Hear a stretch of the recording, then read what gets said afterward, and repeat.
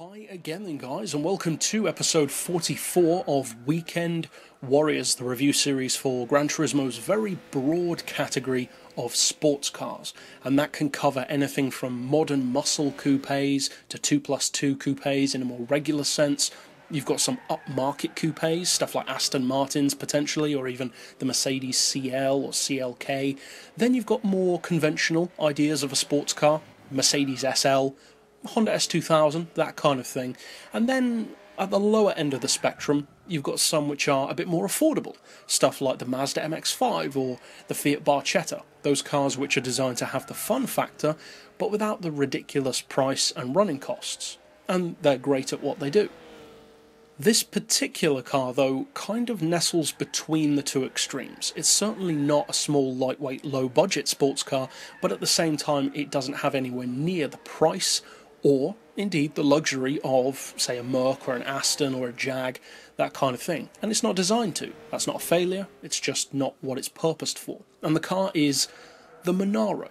This is a car which I really like. I've always loved the look of the car, and it's actually one of my go-to vehicles on GranTurismo just for driving, for the fun of it, for cruising, that kind of thing. It's a very fun car to drive, but the question is, considering that we do in effect have two versions of this car, directly speaking, and of course you've also got the Commodore, which is basically a four-door version of the same thing, but its direct rival is the Pontiac GTO, the same car underneath. It's available in real life in a number of forms. You've got the Pontiac, you've got the Holden, you've even got the Vauxhall UK version, and there are multiple variants of each car.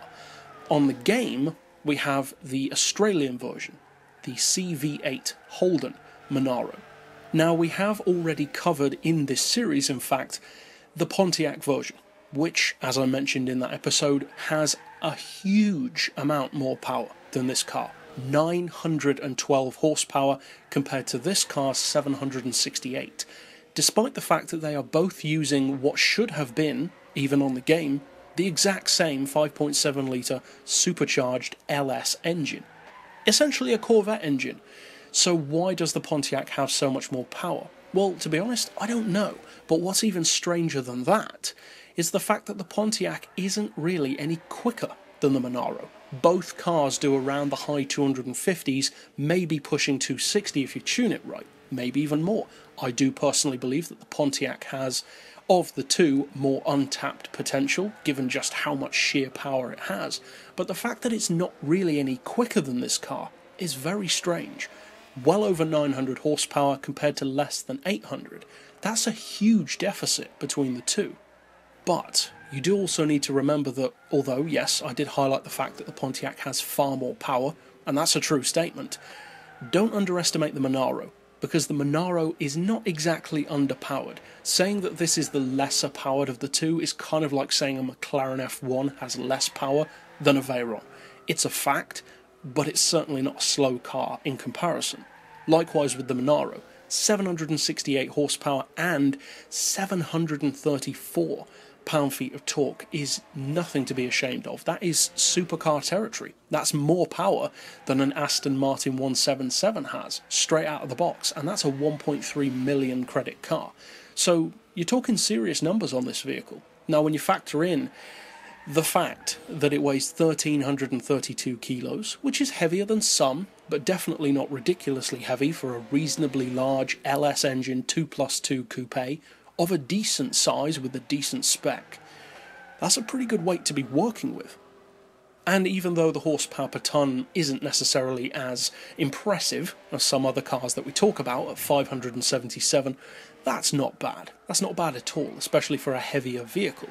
The PP level isn't too high at 595, and it can, I would say, compete at that level, especially if you're talking only road cars, and especially only rear-wheel drive ones, because then that discounts some of the stuff like the Nissan GTR or the Tomicara ZZ2. Or, of course, stuff like the Roof CTR2 as well. If you factor in those cars, then the Monaro will struggle. If you discount those and just limit it to rear-wheel drive, this car is a very good one. Not necessarily the best, but a very good choice, especially on circuits where you can actually get to use all of that straight-line power, torque, and performance. Now, speaking of its straight line performance, this is not a one-trick pony. It's very much so a modern Ozzy muscle car. That's exactly what it is. But this is not a car which can't take a corner. It doesn't run away and cry in a corner when it sees a curve on a racetrack. It's not a dragster by any means, and although the Pontiac should feel the same essentially, the fact that the Pontiac does have more power to deal with in fully tuned form means that it doesn't necessarily feel quite as controlled and as composed as I would say the Monaro is. The Pontiac may well accelerate quicker. I should imagine that it probably does, although I haven't compared the two. If it doesn't, there's something really wrong there. But the Monaro, I would say, is a better track car of the two, at least in my experience. Now, as far as price, it is a little bit more expensive, if memory serves, than the Pontiac. They're both around, I think, 40 to 50 grand in that region. This one, though, is just under 48. And even if my memory serves correctly and this one is the more expensive of the two, that's still not expensive. Less than 50 grand for a car with the performance of a supercar and the spec of a supercar and the handling of a sports car. That's a great deal. And it's a car which a lot of people don't think of as being a great deal. You think great deal and you think stuff like Tommy Kyras, GTRs, Supras, 3000 GTs, that kind of stuff. And of course they are great value. But most of the great value cars that people think of tend to be Japanese.